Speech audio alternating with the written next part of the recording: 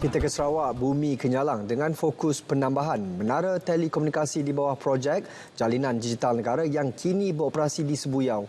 Perinciannya bersama Vanessa Mering. V, silakan.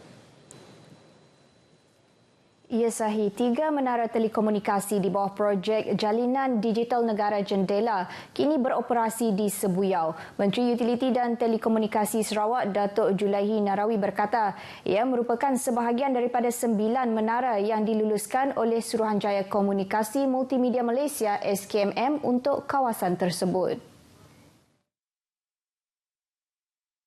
Menara tersebut dilengkapi dengan teknologi Multi-Operator Core Network 4G yang membolehkan perkongsian rangkaian bagi menyediakan perkhidmatan 4G daripada pelbagai pemberi perkhidmatan.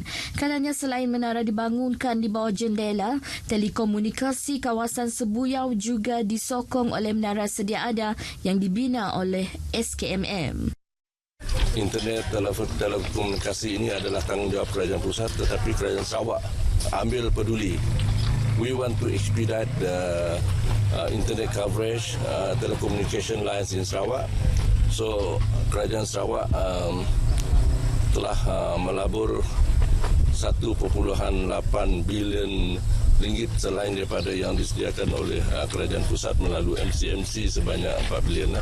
Beliau berkata demikian kepada pemberita semasa mengadakan lawatan ke salah sebuah tapak pembinaan menara komunikasi yang dibangunkan di bawah jendela oleh Kerajaan Persekutuan di Kampung Kelaid, Sebuyau. Terdahulu, Datuk Julaihi berkesempatan melawat dan menyampaikan sumbangan wang tunai kepada 4 mangsa kebakaran rumah di Kampung Tebelu.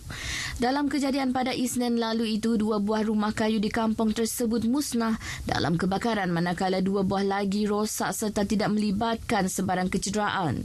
Datuk Julaihi seterusnya bersama penduduk Kampung Sebangan mengagihkan bubur lambuk disusuli dengan berbuka puasa dan solat Maghrib, Isyak dan Tarawih berjemaah. Hadir sama pengarah SKMM Sarawak, Adi Manajem.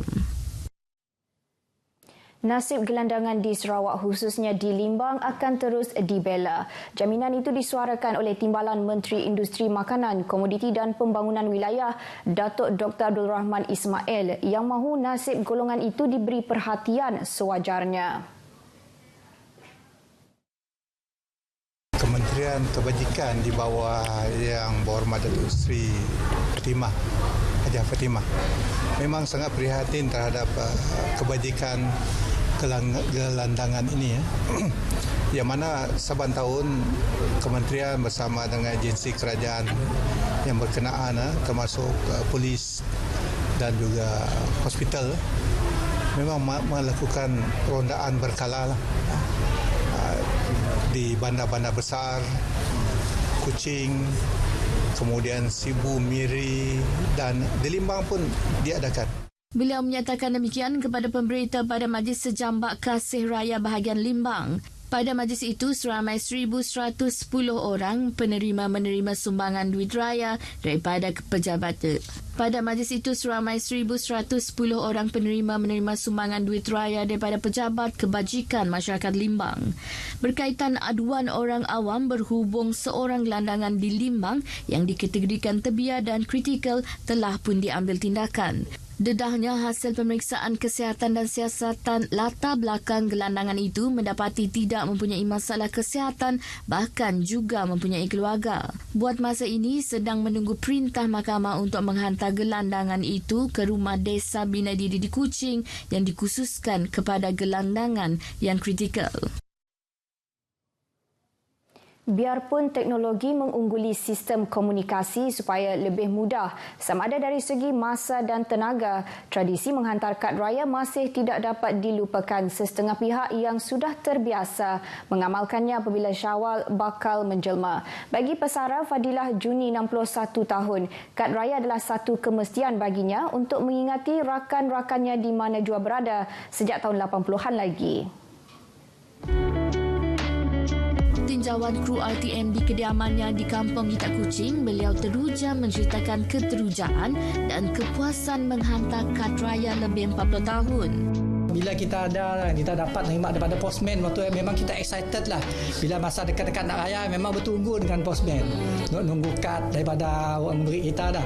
Kayak bila kita dapat kad yang kita akan gantungkan kita kasih sini lah, kita pamerkan dengan orang dah. Jadi macam satu keseronokan lah. Setiap tahun beliau akan menempah kad raya khas lebih 60 keping setiap kali menjelang Ramadan untuk dihantarkan kepada sahabat handai. Yang si pernah miss kami hantar adalah tidak DJ radio lah.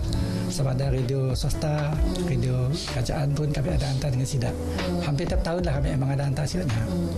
Walaupun banyak perbezaan dahulu dan sekarang, beliau tetap dengan kebiasaannya tersebut kerana dari situ beliau dapat menggumpul semua kenangan beliau dengan sahabat-sahabatnya.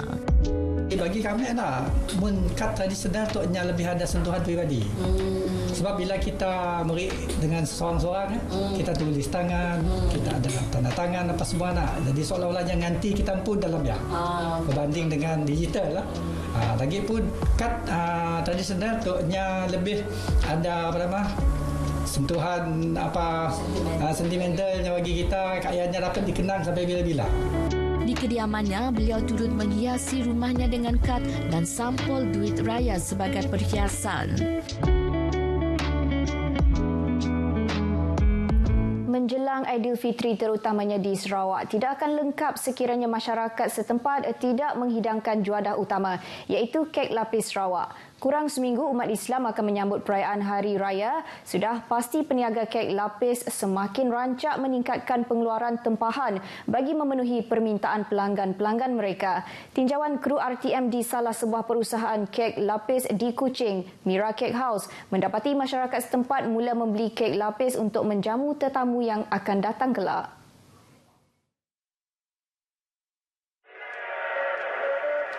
Pengusaha kek lapis Hairul Datuk Musa memberitahu pihaknya bukan sahaja sudah mula menambah pengeluaran kek lapis, bahkan menghasilkan beberapa kek lapis baharu untuk memberi lebih banyak pilihan kepada pelanggan. Dalam musim perayaan tu, pihak kami orang akan menggandakan jumlah pengeluaran harian sehingga 3-4 kali ganda demi untuk menampung permintaan pelanggan.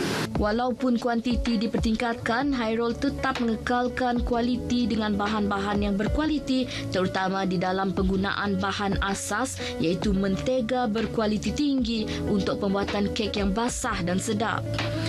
Ujarnya, penggunaan bahan asas yang berkualiti penting dalam menghasilkan kek lapis yang sedap kerana masyarakat kini bijak untuk membezakan kualiti kek di pasaran. Dalam pada itu, dari segi keupayaan untuk menghasilkan pengeluaran yang banyak, beliau yakin dengan adanya teknologi, kerja-kerja pengeluaran dengan kuantiti yang banyak dan segera akan menjadi mudah. Menghasilkan kek lapis dengan menggunakan satu teknologi mesin bertujuan untuk meningkatkan kuantiti bilangan kek lapis kami orang dengan kadar yang cepatlah.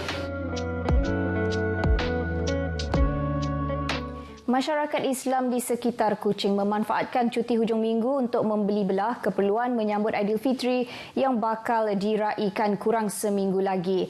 Tinjauan RTM di Lebuh India Kuching mendapati kawasan itu masih menjadi antara lokasi tumpuan untuk orang ramai mendapatkan pelbagai kelengkapan raya. Bagi pasangan sepupu Nur Rafiza Ngatimin dan Azrina Alim 20-an yang berasal dari Kuching, mereka memilih untuk berkunjung ke Lebuh berkenaan kerana lokasi itu mempunyai banyak pilihan dan memudahkan untuk membuat perbandingan harga. Mereka turut memberitahu persiapan kelengkapan dibuat secara bersederhana dan dilakukan lebih awal bagi mengelakkan pembelian panik di saat-saat akhir. So far okey lah, tinggal cari yang perlu aja lah. Macam ni kita harga barang-barang macam baju dan biskut apa semua. Ada yang agak mahal dan ada yang boleh dibeli jualan, tapi mostly kami orang memang ada pola diimpun lah. Semua dah belilah. Takut yang ngejut nak beli awal lah. Sementara itu, bagi salah seorang peniaga kek lapis dan biskut raya, Sharifah Nur Najwa Shedrazi, 23 tahun, hasil jualan amat memberangsangkan apabila memasuki penghujung bulan Ramadan ini. Beliau yang masuk tahun kedua berniaga pada bulan Ramadan di Leboh, India itu memberitahu kebanyakan pelanggan mula memborong kek dan biskut di hari-hari terakhir Ramadan. Syukurlah banyak yang laku saya dah macam banyak yang tinggal biskut orang.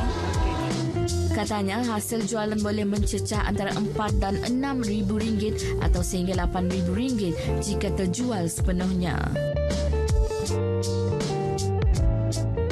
Perkongsian itu tadi mengakhiri berita dari Sarawak. Salam Malaysia Madani, kita kembali bersama Sahih di Angkasa Puri. Silakan. Terima kasih Vi untuk perkembangan dari Sarawak.